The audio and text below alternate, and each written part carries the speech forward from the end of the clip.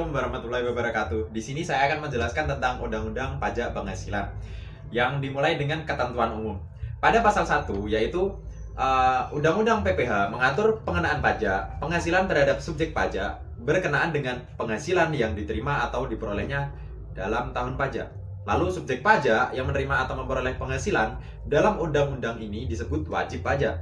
Lalu pada pasal 2 itu dibagi menjadi 4, yaitu pertama subjek pajak, 2 itu subjek pajak dalam negeri, ada subjek pajak luar negeri, dan bentuk subjek pajak. Lalu ada pasal 2A, yaitu apabila kewajiban pajak subjektif orang pribadi yang bertempat tinggal atau yang berbeda di Indonesia, yang berada di Indonesia hanya meliputi sebagian dari tahun pajak, maka bagian tahun pajak tersebut menggantikan tahun pajak.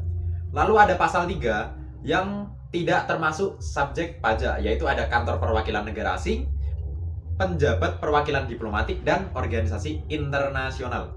Lalu kita berlanjut ke pasal 4, yaitu ada objek pajak penghasilan yang dapat dikenal pajak bersifat final yang dikecualikan dari objek pajak.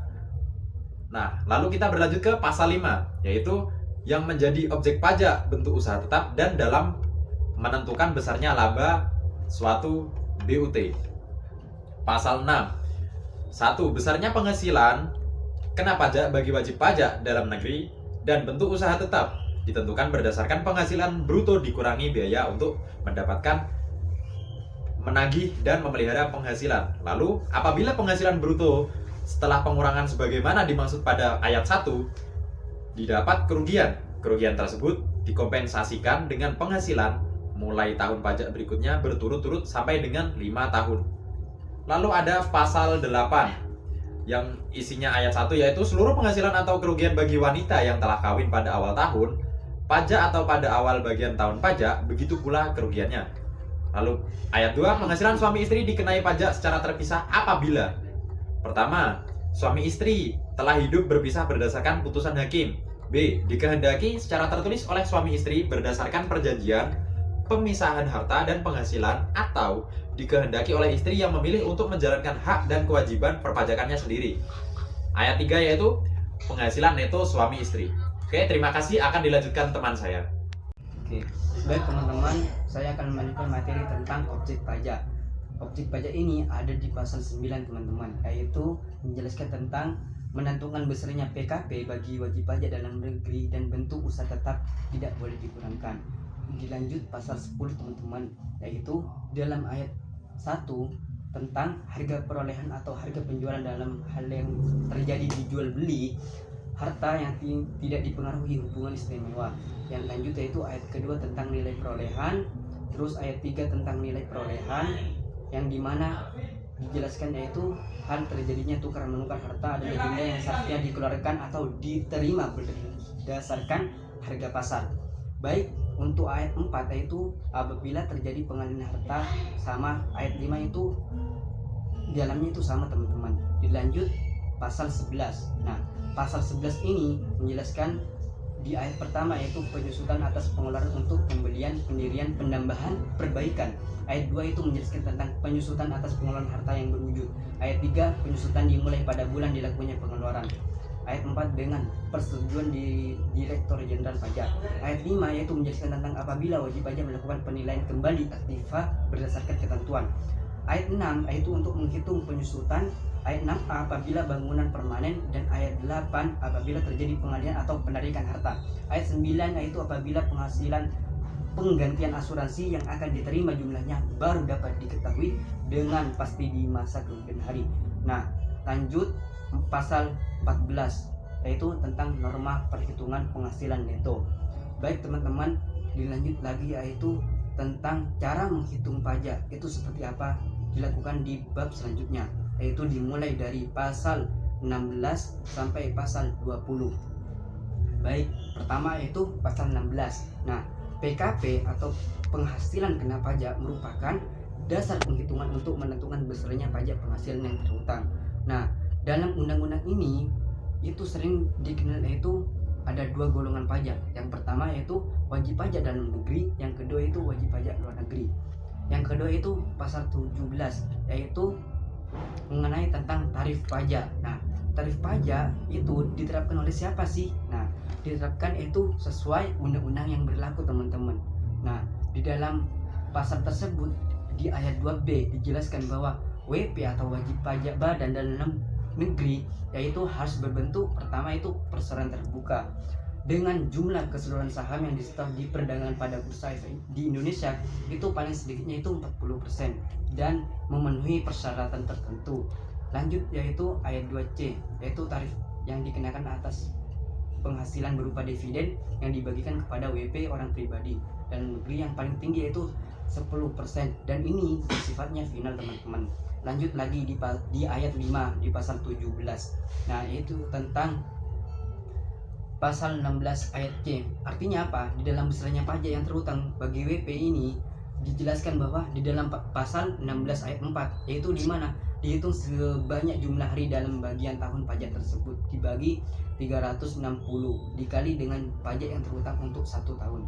Baik teman-teman, yang pasal 18 itu cara menghitung pajak juga.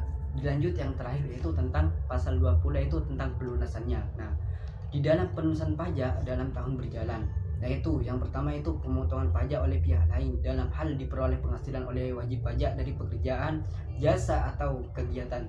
Sebagaimana itu dijelaskan pada pasal 21 yaitu tentang pemungutan pajak atas penghasilan dari usaha dan juga sebagaimana dimaksud dalam pasal 22 yaitu tentang pemotongan pajak atas penghasilan dari modal, jasa dan kegiatan tertentu. Sebagaimana itu juga dijelaskan dalam pasal 23 teman-teman. Nah, yaitu yang terakhir yaitu tentang pembayaran oleh wajib pajak sendiri. Itu dijelaskan pada pasal 25 teman-teman. Baik, itu saja yang dapat saya jelaskan. Selanjutnya itu dijelaskan oleh rekan saya. Selanjutnya saya akan menjelaskan mengenai pasal 24 yang di dalamnya terdapat isi dalam menghitung batas jumlah pajak yang boleh dikreditkan. Sumber penghasilan ditentukan sebagai berikut, yakni penghasilan dari saham dan sekuritas lainnya, serta keuntungan dari penghasilan saham dan sekuritas lainnya adalah negara tempat badan yang menerbitkan saham atau sekuritas tersebut didirikan atau bertempat kedudukan, penghasilan berupa bunga, royalti, dan sewa. Sehubungan dengan penggunaan harta gerak adalah negara tempat pihak yang membayar atau dibebani biaya bunga, royalti atau sewa tersebut bertempat kedudukan atau berada. Selanjutnya yakni mengenai pasal 25. Isinya besarnya angsuran pajak dalam tahun pajak berjalan yang harus dibayar sendiri oleh wajib pajak untuk setiap bulan adalah sebesar pajak penghasilan yang terutang menurut surat pemberitahuan tahunan pajak penghasilan tahun pajak. Selanjutnya yakni mengenai pasal 26. Isinya yakni tentang jenis-jenis penghasilan yang wajib dilakukan pemotongan dapat digolongkan dalam penghasilan yang bersumber dari modal dalam bentuk dividen, bunga, termasuk premium, diskonto, dan imbalan karena jaminan pengembalian utang, royalti, dan sewa serta penghasilan lainnya. Sehubungan dengan penggunaan harta, imbalan sehubungan dengan jasa, pekerjaan atau kegiatan, hadiah, dan penghargaan dengan nama dan dalam bentuk apapun. Selanjutnya akan dijelaskan oleh rekan saya.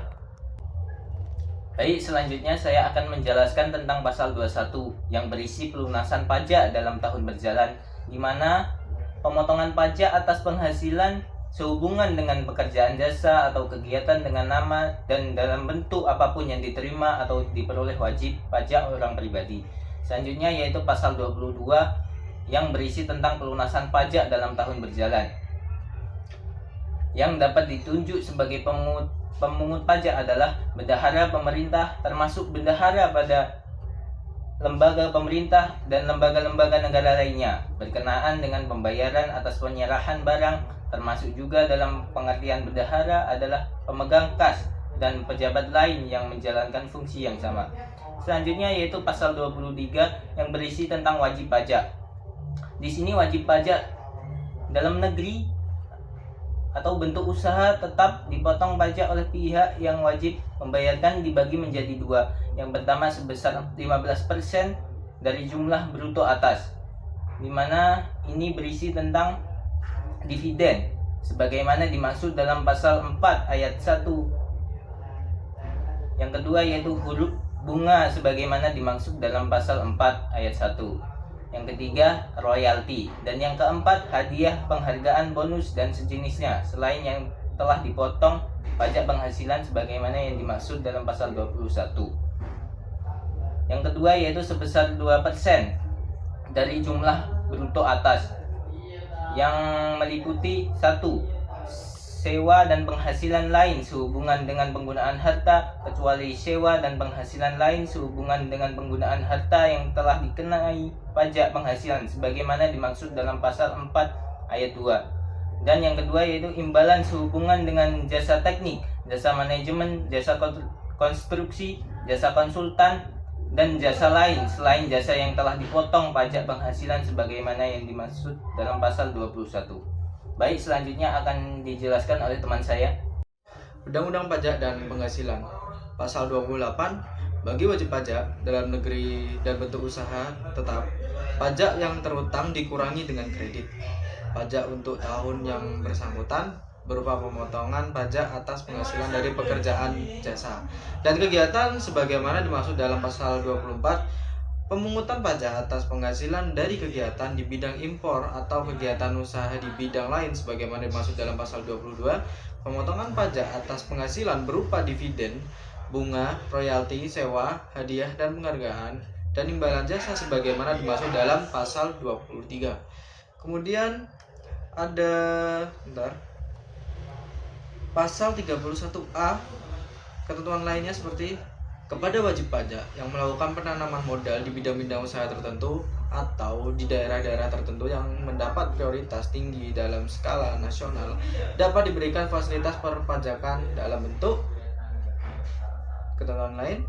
Pengurangan penghasilan neto paling tinggi 30% dari jumlah penanaman yang dilakukan. Kemudian penyusunan dan amortisasi yang dipercepat, kompensasi kerugian lebih lama tetapi tidak lebih dari 10 tahun, dan pengenaan pajak penghasilan atas dividen sebagaimana dimaksud dalam pasal 26 sebesar 40% kecuali apabila tarif menurut perjanjian perpajakan yang berlaku menetapkan lebih rendah. Pasal 31E. Wajib pajak badan dalam negeri dengan peredaran bruto sampai dengan 50 miliar mendapat fasilitas berupa pengurangan tarif sebesar 50% dan tarif sebagaimana dimaksud dalam pasal 27 ayat 1 huruf B dan ayat 28 pasal 2A yang dikenakan atas penghasilan kena pajak dari bagian peredaran bruto sampai dengan 4. Wajib pajak badan dalam negara atau negeri dengan peredaran bruto sampai dengan 50 miliar rupiah mendapat fasilitas berupa pengurangan tarif sebesar 50% dari tarif sebagaimana dimaksud dalam pasal 47 ayat 1 huruf B dan ayat 2A atau 28. Pasal 31E. Wajib pajak badan dalam negara dengan peredaran bruto sampai dengan 50 miliar rupiah mendapat fasilitas berupa pengurangan tarif sebesar 50% dari tarif sebagaimana dimaksud dalam pasal 47 ayat 1 huruf B dan ayat 2A yang dikenakan atas penghasilan kena pajak dari bagian peredaran bruto sampai dengan 4.800.000.000 rupiah. Kemudian ada pasal 33, wajib pajak yang tahun bukunya berakhir pada tanggal 30 Juni 1984 serta yang berakhir antara tanggal 30 Juni 1984 dan tanggal 31 Desember 1984 dapat memilih cara menghitung pajaknya berdasarkan ketentuan dalam Ordonasi Pajak Perseroan 1925 atau Ordonasi Pajak Pendapatan 1944 atau berdasarkan ketentuan dalam undang-undang ini. Sekian dari saya, terima kasih.